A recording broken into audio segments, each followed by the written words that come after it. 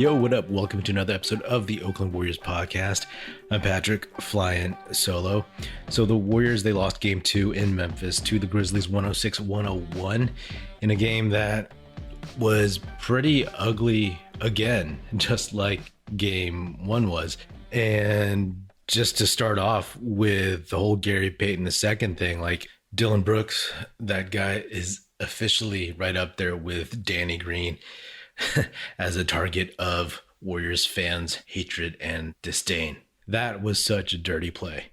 You know, like I see this getting litigated on Twitter and people are saying it was just a basketball play, hard-nosed playoff play. No, man. If you look at that, some people are trying to say that Dillon Brooks made a play for the ball. Nah, he doesn't even really jump. He just takes a swing at his head and doesn't even come close to the ball. If he wanted to get the ball, he would have made an effort to reach for the ball, but instead he wound up and he swung through Gary Payton's head. And I agree with Steve Kerr. That's dirty. And I have no idea what the rules are, but the dude should definitely be suspended. You know what I'm saying? There's just no place for that. If this were the 1980s or even 70s, then sure, maybe you could get away with this. But with all the attention being paid to these ticky-tack flagrant ones, ticky-tack flagrant twos that got Draymond kicked out of game 1, this is blatant to me. It wasn't accidental. It wasn't incidental. It actually looked more like he was going for his head and had an opportunity to make it look like he was trying to make a play on the ball. You know what I mean? It's aggravating because once you saw the replay and you saw that he came down on his elbow, like straight down. At first, I was like, okay, he didn't hyperextend it like Andrew Wiggins did when he played in Milwaukee for the Bucks. But when you saw it come straight down, you're like, man, that is a lot of force that hits that joint if there's no give, there's no bending, you know? It's just landing on that joint. And I don't know as of now how bad it is, but it's just a shame. And it's just a shame because, you know, first and foremost, yes, it hurts the Warriors, and I'll get to that, what it means, but it sucks because I was sitting there thinking about all of Gary Payton's career and his narrative, especially from preseason until now. And I remember episodes that I did of this podcast where I talked about how Payton has finally found a home, how this situation is perfect for him, how he's kind of a revelation, and how he was able to show really what he could do after years, like 6 years of trying to stick with a team. And this was his chance to showcase, you know, not just help the Warriors win, but showcase his abilities. He's going to be a free agent, and I've talked about how I would love for the Warriors to keep him, but this was his chance to really show what he could do on the big stage. And so that is taken away from him. And it just sucks. You know, it just sucks on a very human level that now he's done, most likely done for the playoffs, I'm guessing.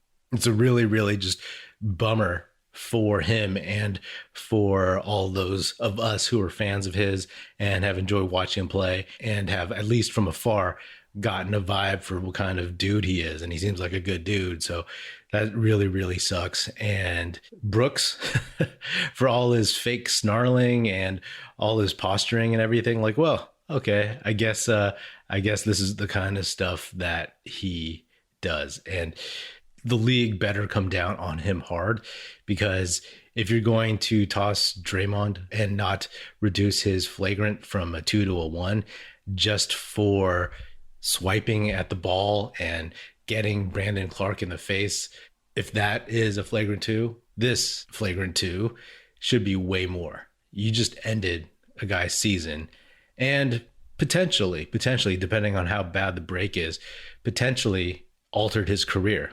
I'm not trying to sound too dramatic, but think about it. Like Andrew Wiggins had a right elbow injury, and he was a good offensive player coming out of Utah, and he was a damn good offensive player playing for the Milwaukee Bucks. But we all know that his shooting went to hell after he came back from that elbow. He was not a reliable free throw shooter by the time he was on the Warriors. He was not anything close to a mid-range spot-up shooter or anything like that. And this was Gary Payton's left arm, his shooting arm. And he had just spent all season working on his shot, obviously in the summertime too, but his shot started falling. I've said before, and y'all know this by now, that the reason why he hasn't stuck in the league was because he couldn't shoot.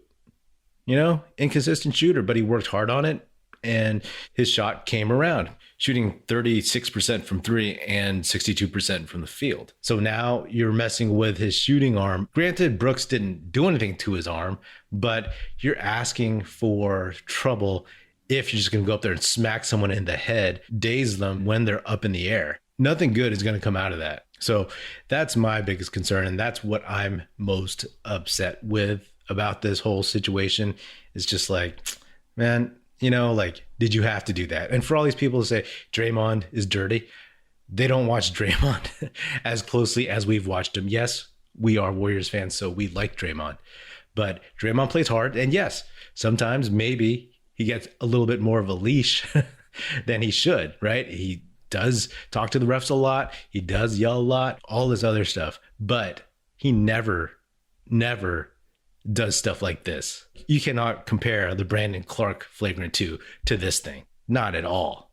And then if people point to the big egregious things that they say that Draymond's done to earn this reputation, which are the 2016 flagrants that got him kicked out of the 2016 finals for a game, those quote unquote kicks to Steven Adams, I believe there were 2 of them. Those were natural basketball movements. He did not kick out. He did not kick out the way Chris Paul did to Jose Alvarado on the Pelicans in game, 6 for them of the first round. And then the foul on LeBron in the finals in game 4. I mean, again, go back and watch that. I think people have forgotten. Some people say that, oh, he kicked LeBron in the groin. No. LeBron stepped over him and Draymond kind of just pushed him off as if someone's going to step over you and you kind of cover yourself and then also veer them away. That's what that was. So that's the stuff, right?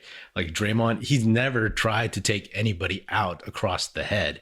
He respects the game too much. He respects competition, real competition, too much. And for all those folks, especially Memphis Grizzlies fans who might think that it was just a hard-nosed play or whatever from Dillon Brooks, imagine how you would feel if someone did that to Ja Morant in the air and he broke his elbow, What would you think of that? You would think that that deserved a suspension, 100%. If this is what Dillon Brooks thinks is hard-nosed, tough guy play, that shows me that that's some fake stuff right there. Because if you got to do that, then you're just a clown, man. It's a joke. So I don't know. That's all I got to say about it for now. Looking at it from a team perspective, it's hey, Steve Kerr started Gary Payton again, as he should have. And then this game, fast forward to the end when the Warriors had a 4-point lead. Of course, Ja Morant is going to come downhill. Of course, he's going to attack Jordan Poole and Klay Thompson. You know what? Steve Kerr would have had Gary Payton II in the game at that point. He would have guarded that lead, especially once he saw Ja Morant getting to the basket as much as he was. Not saying that he could have stopped Ja Morant every time, but it sure as hell would have been different than how it ended. That being said, thankfully, there are a few days until game 3 on Saturday. And I think what the Warriors need to do is lick their wounds a little bit and use this motivation and hopefully get Andre Iguodala back. I know that he is 38 and he's not as spry or as quick to cover someone like Ja Morant, but he's definitely somebody you could put on him. He's smart, he's savvy, and he's bigger than Ja Morant. And I think that you need those extra guys to be able to guard him. And this gives the Warriors some time because Steve Kerr and the coaching staff, they need to figure something out to defend against that pick and roll, because the Grizzlies just went to that every time in crunch time and the Warriors couldn't do anything about it. They need to study film because Ja Morant has the ability to, if you stop him, he's explosive enough and quick enough to get up higher quicker and get his floater up. And as we've seen, if he's coming with a head of steam, he can adjust in midair and you think he's going to go one way and then he will duck under and hit it off the glass. Like he'll come down the lane and then you think he's going to go towards the front of the rim, but he's going to go left off the backboard. He has that ability to just be in the air long enough and the body control to contort around. He did that to Clay a couple times. But at the end of the day, the Warriors, they got what they wanted. They wanted the split. This game is going to burn for a long time because of the Gary Payton stuff and the fact that this was definitely a game that the Warriors could have had. They could have just buried the Memphis Grizzlies if they took this game. The Grizzlies would have been down 0-2. They would have been like, oh man, the Warriors didn't have two of their key defensive guys, one in the first game, one in the second game, and we still lost. But now they have a little bit more confidence again, and they have been able to win in San Francisco. So hopefully y'all going to Chase Center on Saturday. Hopefully y'all are loud as hell the whole time, not just when things are going good or not just when things are exciting, because that is a huge part of being home fans, right? And having home court advantage is the crowd just nonstop being in it. But, looking at this series in general, like I feel fine. I feel fine. The Warriors, they shot terribly and we still almost won. And, sure, Memphis could say, oh, we didn't have Brooks out there. And, so-and-so Bane didn't shoot well again, or Jaren Jackson fouled out with 3 minutes left. But no, it doesn't matter. We said during the season that what will happen if the Warriors can't shoot, if everybody stops being able to shoot. And this is kind of what we saw. Going down the line, Klay Thompson, 5-19 in 14 minutes, only 12 points, only 2 of 12 from 3. Steph Curry, 39 minutes, 11 for 25, only 3 of 11 from 3, 27 points. Andrew Wiggins, 6 for 16, only 1 of 7 from 3, 16 points. Jordan Poole, 8 for 16, 50%, but in 34 minutes, only 1 of 6 from 3, and he had 20 points. But that's just not good enough to win a game like this. And I think the odds of this happening again at home in these next couple of games is very low. I don't think they'll shoot this poorly, but having a few days off is definitely going to help. You could tell. Klay was brutal tonight for as big as that 3-point shot that he hit to ultimately be the go-ahead winning shot in game 1. He was pressing tonight, man. He took some early shots. And it's like, yo, man, chill, I know you think you have it, but you gotta, get out of your emotions and think the game a little bit more. So he needs to settle down. And I think he just got caught up in it again. And Steph, again, didn't shoot well. But what I did like from Steph was that he shot a bunch of 2-point jumpers. If the Grizzlies aren't going to give you those threes and you're not hitting your threes that well, shoot those twos, because those always seem to go in for Steph, whether they were turnaround jumpers or floaters or whatever. So I appreciate that. But he had a couple threes at the end that really, really could have just been daggers, but they clanked. And then there was that final foul call on Draymond Green after someone on the Grizzlies shot a deep shot and missed. The Warriors were not able to secure the rebound. Zaire Williams took the next shot and missed as well. And then Draymond got the rebound, but there was a foul call because Ja Morant fell down in front of him. And that was a very, very questionable call. He didn't have his hands on Ja Morant. He just purely, truly just went for the ball. You could see it. He was looking at the ball the whole time and he got it clean. It just so happens that Ja Morant hit the floor. I don't think that should get called in the playoffs. It's a tough loss. But at the end of the day, you toss it, right? You toss it. You got home court advantage again. They have a couple days off. Hopefully get Andre back and right. And hopefully Draymond, who got the elbow in the eye. And his eye was swelling shut. Hopefully that heals up and they get their mojo back and they come to Chase Center and really, really just put it on them. The NBA playoff action is nonstop at DraftKings Sportsbook, an official sports betting partner of the NBA. This week, new customers can bet just $5 on any team to win and get $150 in free bets if they do. Looking to turn a small bet into a big payday during the NBA playoffs? With DraftKings same-game parlays, you can do just that. Create your own parlay by combining multiple bets like which team will win, total made threes, total rebounds, and more, and boom, you have a shot at an even bigger payout. Right now, all customers can place a same-game parlay with 3 or more legs and get a free bet back up to $25 if one leg doesn't hit. Download the DraftKings Sportsbook app now. Use promo code TBPN. Bet $5 on any NBA team to win their game and get $150 in free bets if they do. That's promo code TBPN only at DraftKings Sportsbook. Minimum age and eligibility restrictions apply. See show notes for details. And then there was that interaction that was caught on TV when, after the buzzer, Ja Morant was celebrating basically and walking back to the bench, and he passed by Steph and said something to him. I don't know if that's been discussed yet at this point, but hey, man, he's talking smack. So, hopefully Steph uses that and makes Morant pay for that. You know what I mean? Hopefully that comes back to haunt him. I mean, if they're mad in game 1 and then they were mad in game 2, give them some time to think about it. And hopefully in game 3, they'll just come out and really, really direct that anger and displeasure in the right direction. Andrew Wiggins, he had the greatest dunk I've ever seen from him, period. Better than those 2 dunks when he played the Timberwolves early in the season, because this was the playoffs and because I had never seen him so animated. He growled, basically just snarled at Brandon Clark after dunking over him and just talked some major smack. I don't even know what he said, but I was like, whoa, what's gotten into that guy? I want to see that more often. But, Wiggins, he had 9 rebounds. And again, just like I said before, he battles and that's all you could ask for. And, I like how he attacks the mismatches in the paint, in the post. But this was one of those games, he only shot 6 for 16, like I said. And if everybody across the board shoots poorly, more or less, then it's going to be tough to win no matter what. I mean, the Warriors shot 7 for 38 from 3. That's 18.4%. That is gross. I mean, they would lose to the worst team in the league shooting that.